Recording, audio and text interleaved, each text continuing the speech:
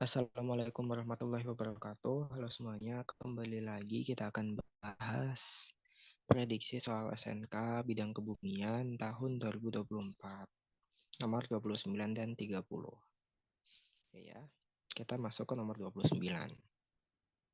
Salinitas air laut akan maksimum di daerah. Oke, kita akan bahas salinitas. Jadi apa sih salinitas itu? Jadi salinitas itu adalah kadar garam yang terlarut di dalam air laut. Jadi, salinitas itu bisa dikatakan sebagai garam.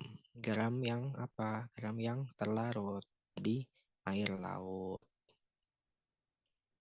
Nah, gitu. Nah, salinitas ini kalian fokus di garis yang biru ini. Ini adalah grafik dari salinitas yang ada di lintang-lintang yang ada di bumi. Ini lintang 0, ini ke belahan bumi selatan, dan ini belahan bumi utara. Kalau kita lihat, salinitas tertinggi itu ada di daerah sini, ya kan? Ada di sini. Ini adalah lintang sekitar lintang 30, hampir lintang 30. Jadi sekitar lintang 20 sampai 30 derajat ya. Nah, itu bisa disebut sebagai lintang menengah.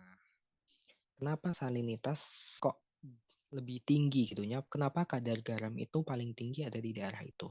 Karena di daerah itu dia itu di daerah-daerah lintang tengah, dia itu kan panas ya. Kalian tahu kan, daerah-daerah lintang tengah itu banyak gurun. Jadi gurun-gurun pasir itu banyak di situ. Nah, di daerah itu tuh evaporasi atau penguapannya itu tinggi. Sedangkan hujannya itu sedikit.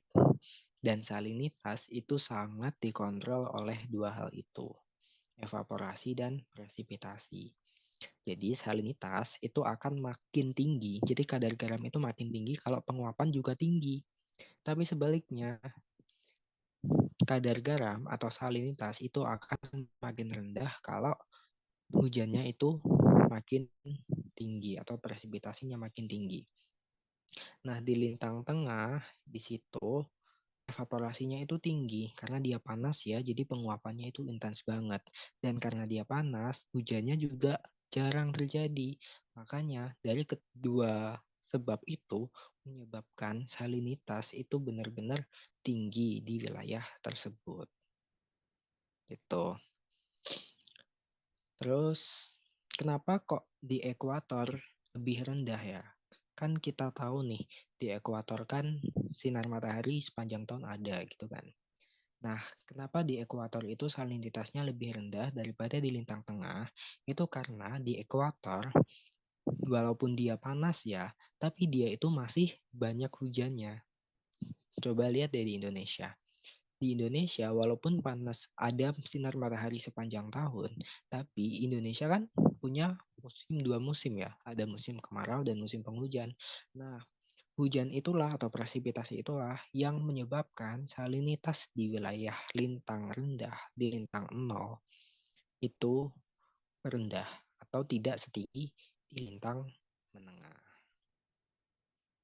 Nah, ini jawabannya adalah subtropis, sekitar 25 lintang utara dan 25 lintang selatan. Lanjut. Sedimen pelagik umumnya ditemukan terendapkan di samudra bagian. Ini jawabannya dataran abisal. Jadi dataran abisal atau abyssal plain adalah sebuah dataran yang ada di dasar laut. Ini sebuah dataran luas, teman-teman. Nah, abyssal plain ini atau abyssal zone ini adalah tempat di mana bermuaranya sedimen-sedimen yang dibawa dari benua. Jadi dari benua dia itu terbawa di sini. Terbawa di sini dan terendapkan berakhir di abyssal zone atau di zona abyssal. Gitu. Jadi jawabannya adalah dataran abyssal. Gitu ya. Semoga bermanfaat.